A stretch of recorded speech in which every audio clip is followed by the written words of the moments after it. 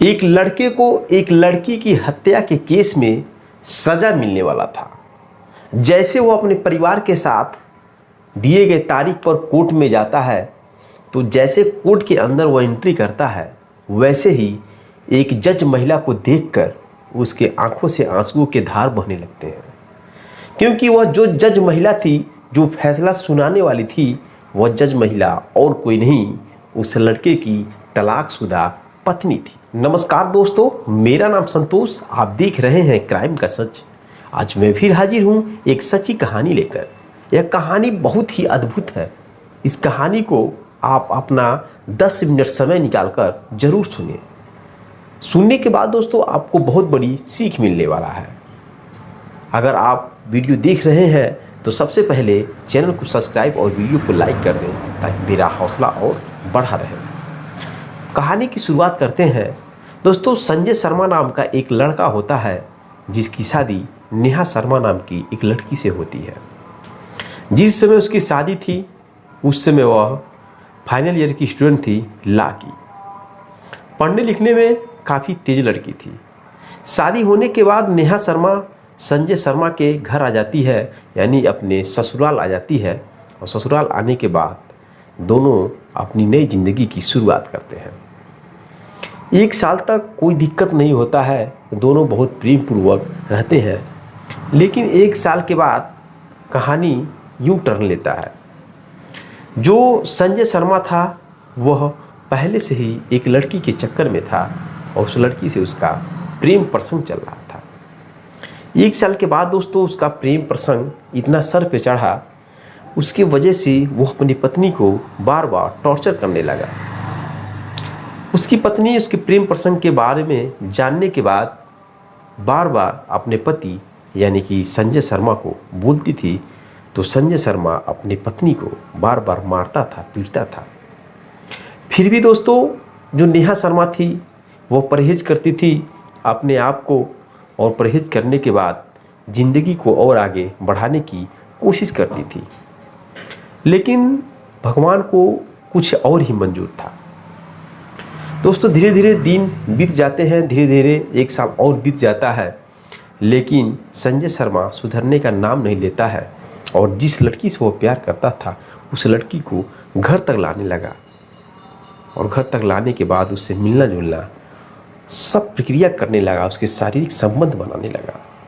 यह देख करके नेहा शर्मा बहुत सोच में पड़ जाती है, और वो मजबूर हो जाती है कि मैं करूँ तो क्या करूँ। जब भी वह अपने पति को बोलती है, तो उसका पति उसे मारने और पीटने लगता है।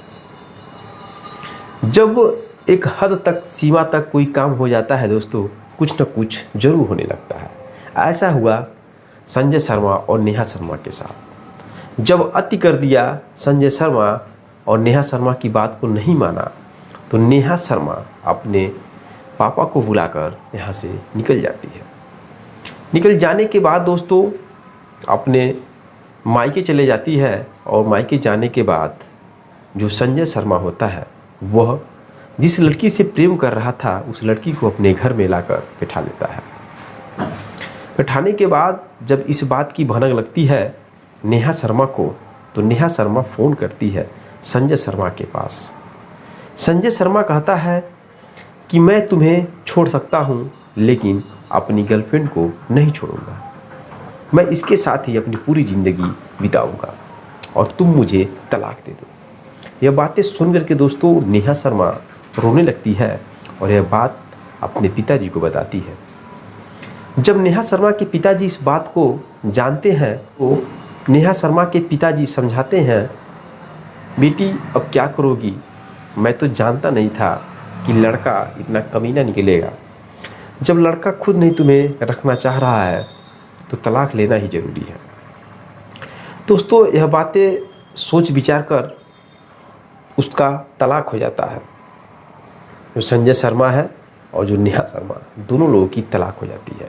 तलाक होने के बाद दोस्तों यूं ही दिन गुजरते चले जाते हैं। इधर जो नेहा शर्मा थी, वह अपनी पढ़ाई करती रहती है और जज की तैयारी कर रही थी। जज की तैयारी करने के बाद दोस्तों एक दिन ऐसा आता है कि वो सच में जज बन जाती है। और जज बनने के बाद दोस्तों उसके पास अनेकों फैसला आता है सुनाने के लिए। वो अपनी नौकरी करने लगती है। इधर दोस्तों जो संजय शर्मा था, संजय शर्मा अपने घर में जिस लड़की को ले आकर रखता था, जिसका प्रेम प्रसंग था, उसके साथ उसकी कोर्ट मैरिज हो जाती है, शादी। और शादी होने के बाद दोस्तों वह हमेशा उसके साथ घूमता था, रहता था। एक दिन दोस्तों उस लड़की की किसी ने हत्या कर दी।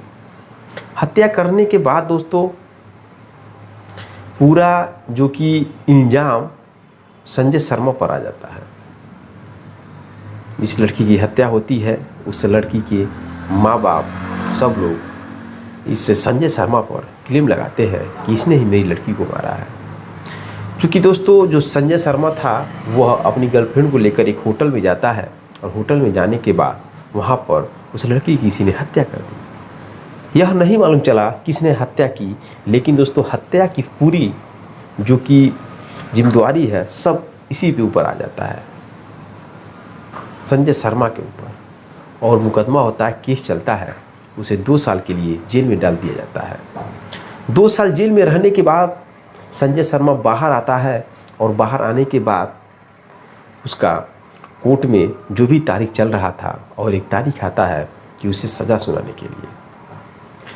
संजय शर्मा की तरफ से जो भी वकील होते हैं सब वकील यही कहते हैं कि तुम बचोगे नहीं, तुमको सज़ा ज़रूर मिलेगी, क्योंकि हमारे पास कोई ऐसा सबूत नहीं है, तुम्हारे पास ऐसा कोई सबूत नहीं है जिसके द्वारा इस केस को सही तरीके से लड़ा जा सके। दोस्तों सब लोग यही उम्मीद लेके जाते हैं उस तारीख को कोर्ट के अंदर कि आज सज़ा देखा जाए क्या मिलता है। संजय शर्मा होता है, संजय शर्मा के माँ बाप, उसके घर के लोग और वकील, उधर जिस लड़की की हत्या हुई थी उस लड़की के माँ बाप, परिवार के लोग भी होते हैं, कोर्ट के अंदर जाते हैं। दोस्तों जब कोर्ट के अंदर प्रवेश करते हैं सभी लोग, तो जो संजय शर्मा होता है जैसे ही कोर्ट के अंदर प्रवेश करता है वैसे ही वह एक महिला को देखकर रोने लगता है। क्योंकि दोस्तों जिस महिला को वो देखकर रोता है वह महिला एक जज थी और वही फैसला सुनाने वाली थी। और वह महिला वही महिला थी जिसकी संजय शर्मा के साथ पहले शादी हुई थी, यानी कि उसकी तलाकशुदा पत्नी थी, यानी नेहा शर्मा ही थी। देखकर दोस्तों उसकी आंखें फटी की फटी रह जाती हैं, रोने लगता है और दूर से ही हाथ जोड़ लेता है। इधर नेहा शर्मा भी उसे देखकर चकाचौंध हो जाती है। वो सोचती है कि आज मैं फैसला उस व्यक्ति की सुनाने वाली हूँ जो व्यक्ति मुझे मार पीट कर घर से बाहर निकाल दिया था, मुझे तलाक दे दिया था। इधर दोस्तों दोनों एक दूसरे को देखते हैं और यह हाथ जोड़कर रोता है संजय शर्मा। लेकिन दोस्तों इधर सब लोग जब कोर्ट में बैठ जाते हैं, बैठने के बाद दोस्तों जो नेहा शर्मा होती है उसको दया आ जाती है अपने तलाकशुदा पति को देखकर। दया आने के बाद नेहा शर्मा तारीख को और आगे बढ़ा देती है, 2-3 दिन तक और आगे बढ़ा दिया जाता है। बढ़ाने के बाद दोस्तों जब सब लोग चले जाते हैं तो इधर संजय शर्मा जाता है नेहा शर्मा के पास और हाथ जोड़कर कहता है कि मैडम मुझे माफ़ कर दीजिए, मैंने किसी भी लड़की की हत्या नहीं किया हूँ, हत्या कोई और किया, लेकिन सज़ा मिल रही है मुझे, आप मुझे माफ़ कर दीजिए। वह मैडम बोलती है कि तुम्हें मैं माफ़ नहीं कर सकती हूँ क्योंकि तुमने सच में हत्या किया है और सरकार की नज़र में तुम्हारे पास कोई भी सबूत नहीं है। ये बातें सुन करके संजय शर्मा रोने लगता है, लेकिन उसके रोते हुए चेहरे को देखकर नेहा शर्मा को दया आ जाती है और वह बोलती है कि नंबर ले लो मुंशी से मेरा और शाम को मेरे पास फ़ोन करना। दोस्तों नंबर उसे मिल जाता है नेहा शर्मा का और शाम को 9 बजे रात को फ़ोन करता है। तो नेहा शर्मा कहती है कि तुम वही संजय शर्मा हो जिसने मेरे ऊपर बहुत अत्याचार किया था। मैं सीधी सादी कोई भी गलती नहीं की और तुम दूसरी लड़की के प्रेम प्रसंग में फंस गए थे और उसके साथ रंगलियाँ बनाते थे। मैं बोलती थी तो मुझे डांट गए, खदेड़ देते थे, मारते थे, पीटते थे, लेकिन तुमने एक भी बार मेरे बारे में नहीं सोचा कि मैं तुम्हारी पत्नी हूँ। बताओ तुम क्या चाहते हो मुझसे। दोस्तों संजय शर्मा बोलता है कि मैं जो भी गलतियाँ किया हूँ वो गलती केवल इतना ही है कि मैं आपके साथ आपको तलाक देकर गलती किया हूँ, आपको छोड़कर गलतियाँ किया हूँ, लेकिन मैं किसी भी लड़की की हत्या नहीं की हूँ। कृपया आप मुझे बचा लीजिए। ये बातें सुनकर के नेहा शर्मा बोलती है, देखो ये सब बातें फ़ोन से नहीं करेंगे, कल मेरे केबिन में आकर मिलना, वहाँ पे मैं तुमसे बातें करूँगी। दोस्तों फ़ोन कट कर दिया जाता है और अगले दिन जो संजय शर्मा होता है वो नेहा शर्मा से जाता है मिलने केबिन में, और मिलने के बाद वहाँ बात होती है। नेहा शर्मा बोलती है कि तुमने अगर मर्डर नहीं किया तो मर्डर कौन किया?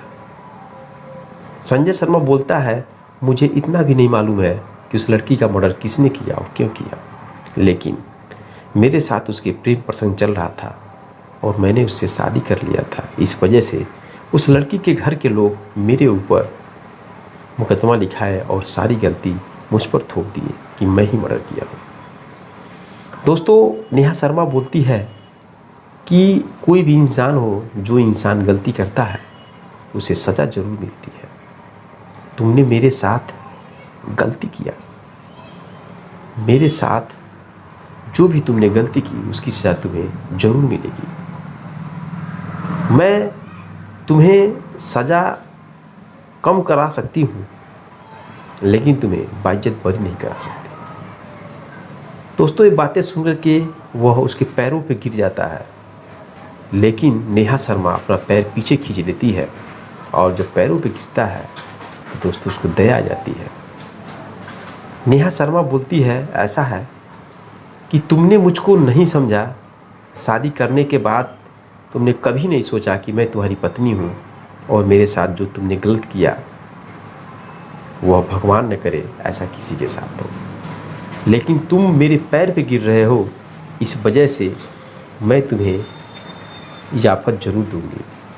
दोस्तों नेहा शर्मा बोलती है कि मैं किसी न किसी तरीके से तुम्हें इस केस से बाहर कर दूंगी, लेकिन याद रखना यह बात किसी से कहना नहीं कि नेहा शर्मा जो जज है वो मेरी तलाकशुदा पत्नी है।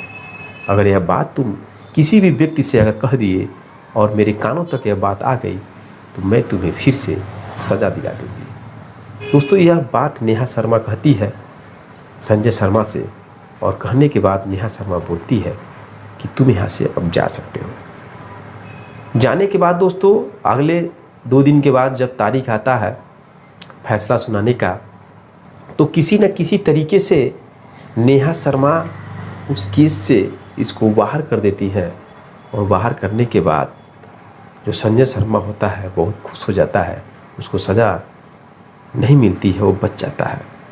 फैसला सुनाने के बाद दोस्तों अगले दिन संजय शर्मा मिठाई लेकर उस जज यानी कि जो तलाकशुदा पत्नी नेहा शर्मा थी उसके पास जाता है, लेकिन मिठाई को देखकर नेहा शर्मा बोलती है, ऐसा है यह मिठाई तुम ले जाकर किसी अनाथ बच्चे को दे देना, मेरे लिए ज़रूरी नहीं है यह मिठाई।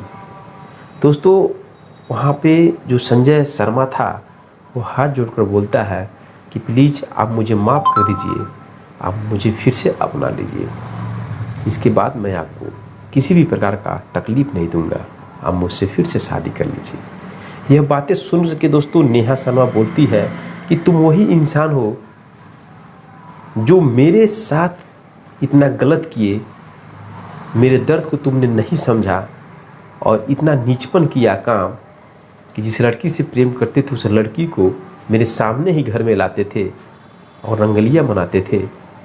मेरे ऊपर क्या बीत रहा था तुम्हें इस बात का ज़रा सा भी महसूस नहीं हो रहा था, और फिर तुमने किस मुंह से मुझे कह रहे हो अपनाने के लिए? यह कभी जीवन में नहीं हो सकता। न मैं तुम्हारी पत्नी कभी बन सकती और न तुम मेरे कभी पति बन सकते हो।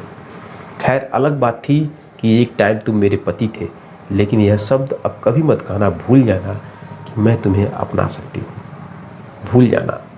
लेकिन यह बात किसी से कहना मत, मैं फिर कह रही हूँ, यह बात किसी से कहना मत कि मैं तुम्हारी तलाकशुदा पत्नी थी, क्योंकि बहुत लोग कहने लगते हैं, अरे जो जज थी वह जज मेरी तलाकशुदा पत्नी थी, मैंने उसे रिक्वेस्ट किया तो उसने मुझे बचा दिया। यह बात किसी से कहना मत, वरना तुम्हारी खैर नहीं होगी। दोस्तों, वहाँ पे जो नेहा शर्मा बोलती है उसकी बातों को सुन करके रोने लगता है और रोते हुए वहाँ से फिर वापस चला आता है। तो दोस्तों, क्या नेहा शर्मा ने सही निर्णय लिया? अपने तलाकशुदा पति को बचा दिया। जिस तलाकशुदा पति ने उसके ऊपर बहुत ही अत्याचार किया, उसके बाद भी उसने अपने तलाकशुदा पति के लिए इतना बड़ा काम किया, सही की या गलत की? और दोस्तों, क्या नेहा शर्मा ने सही फैसला लिया? उसे फिर से अपना पति नहीं बनाया। संजय शर्मा ने फिर से उसे अपनी पत्नी बनाना चाहता था, लेकिन नेहा शर्मा ने उसे ठुकरा दिया।